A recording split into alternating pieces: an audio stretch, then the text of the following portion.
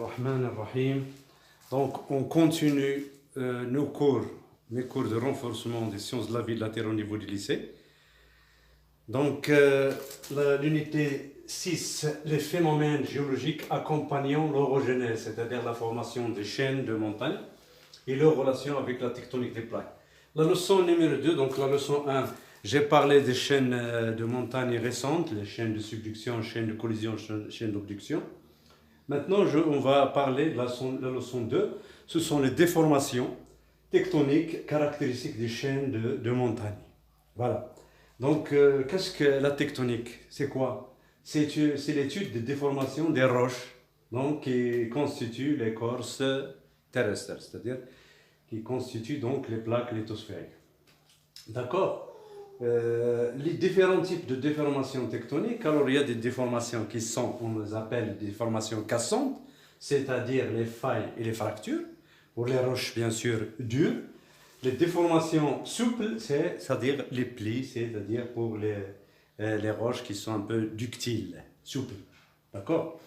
Donc, ces deux catégories de déformation dépendent bien sûr principalement des conditions physiques, essentiellement la pression, donc qui s'exerce pendant la déformation, et des propriétés bien sûr des roches, la ductilité, c'est-à-dire la capacité à se déformer sans se rompre. Voilà, donc c'est ce qu'on appelle la ductilité. Donc on va voir donc qu'il y a les failles et les plis, donc ne sont pas isolés les uns des autres, donc on va parler de différents types de déformations dans ce cours. On va commencer avec les plis. Alors, qu'est-ce qu'un pli donc? Un pli, c'est une déformation tectonique due aux compressions, donc formation de ce qu'on appelle les anticlinaux et les synclinaux. Un anticlinal et un synclinal. Donc, on va parler donc premièrement du document numéro 1, c'est-à-dire les éléments d'un pli. Qu'est-ce que sont les éléments d'un pli?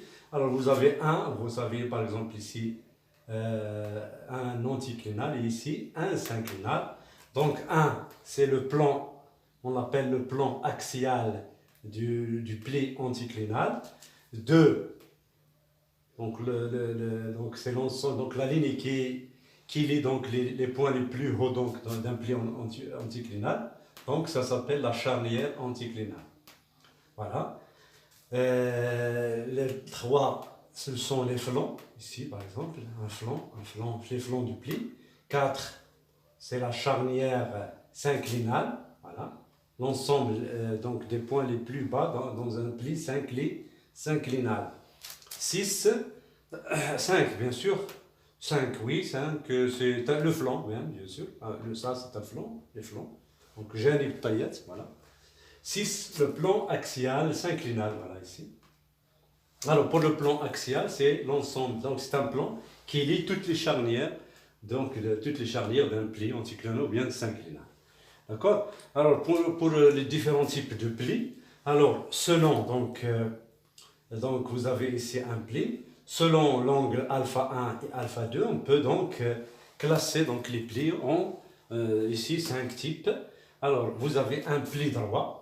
Un pli droit, qu'est-ce que ça veut dire un pli droit? Les deux flancs ont le même pendage, c'est-à-dire l'angle alpha 1 est égal à alpha 2. Par exemple, vous pouvez trouver alpha 1 égal à alpha 2 égale à 42 degrés. D'accord? Cet angle. Ça, c'est un pli droit. Et la surface, bien sûr, axiale ou bien le plan axial, donc il est vertical. D'accord? Un pli déjeté. Un pli déjeté, alors les deux flancs ont des pendages différents, bien sûr. Le pendage, regardez donc le pendage de celui-là et celui-là. Alors, comment connaît-on le pli déjeté? C'est différent, donc ils ont des pendages différents, les deux flancs, et inférieurs, donc à 90 degrés. C'est-à-dire alpha 1 et alpha 2, ils sont tous deux inférieurs à 90 degrés.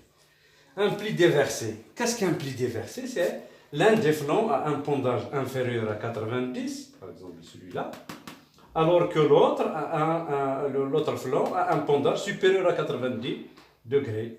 Donc alpha 2 inférieur à 90 degrés, alpha 1 supérieur à 90 degrés.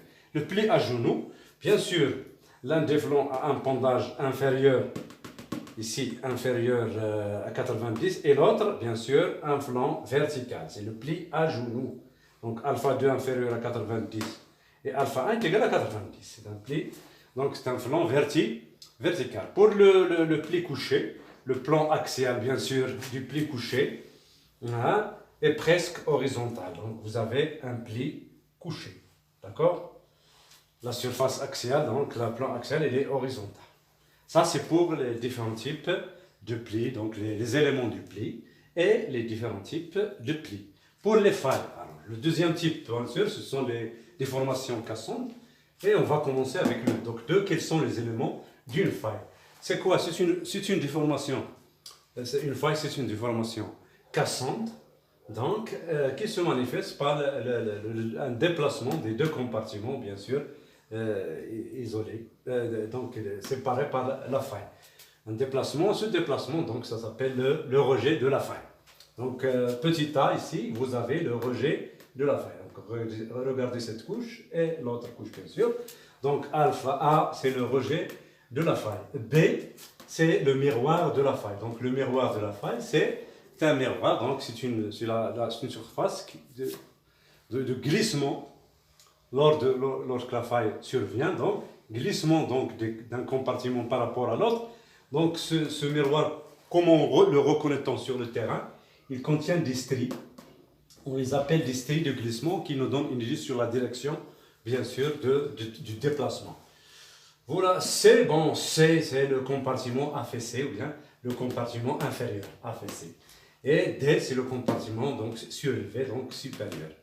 Et alpha ici, c'est le pondage de la faille. Pour, on classe aussi les failles en type. Vous avez une faille verticale, je m'excuse ici, il manque un E, donc une faille verticale. Faliq amoudi. La direction du déplacement, elle est verticale. La faille normale, les deux compartiments, c'est-à-dire les deux masses rocheuses séparées, donc s'éloignent. Il y a un déplacement.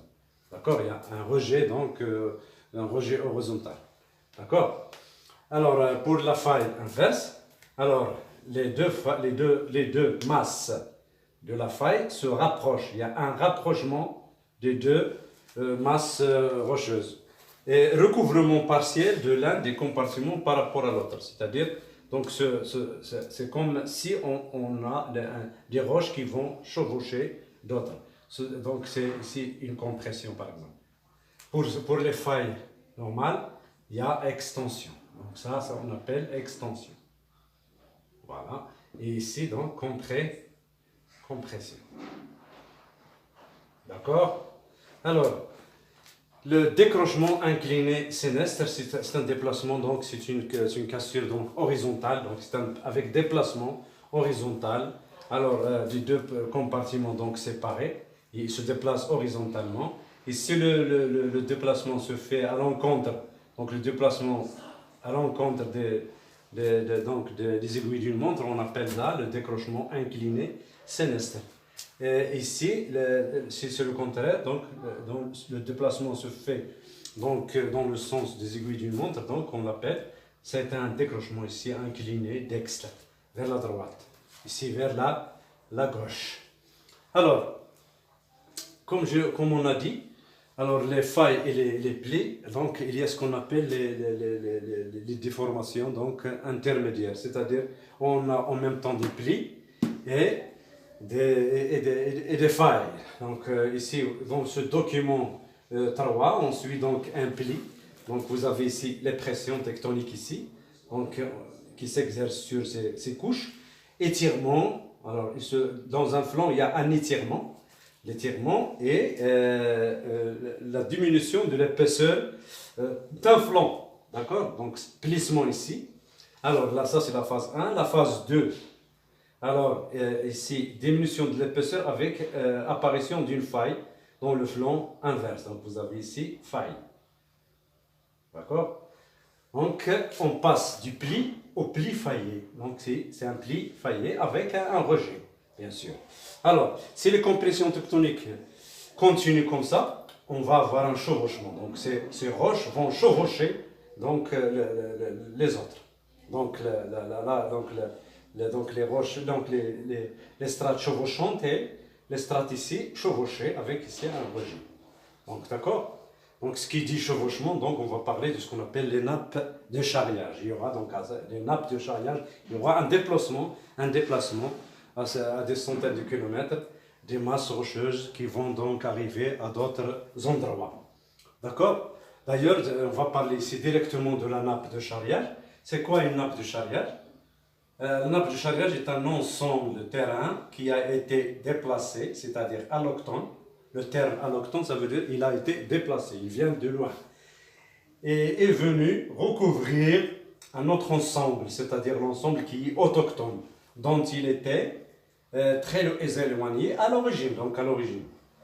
Recouvrement des roches donc, qui viennent de loin vers d'autres.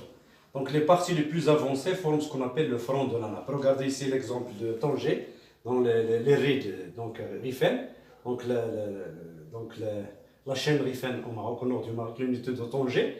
Vous avez ici l'unité de Jebel Gorgiz, alors qui a chevauché c'est le terrain alloctone ici qui vont, regardez ici, qui se déplace. Donc on trouve ici donc cette unité et on le trouve ici, Donc ils forment ce qu'on appelle des nappes de charriage. D'accord?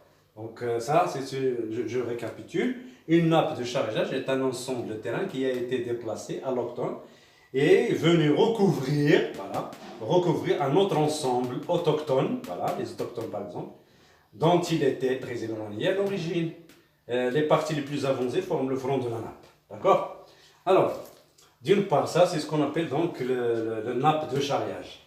Il peut y avoir les associations de failles. Dans le cadre, par exemple, du jeu de failles, on aura donc le mouvement des failles normales. Donc, les failles normales aboutissent à la formation des sommets appelés les horsts et des parties donc, plus basses appelées les grabens. Donc, ils sont dus au jeu des failles normales. Donc, ça, c'est ce qu'on appelle les associations de failles. Ici, les déformations intermédiaires, c'est-à-dire le passage du pli au pli faillé, au chevauchement, à la nappe, en nappe de charriage. Bien sûr, qui dit pli, alors qui dit pli, faille inverse, faille inverse. Les nappes de charriage se sont liées donc aux pressions, aux compressions tectoniques qui expliquent donc les déformations qu'on trouve donc dans les chaînes de montagne, d'accord, dans les zones de rapprochement des plaques lithosphériques. Pour les failles donc normales, c'est plutôt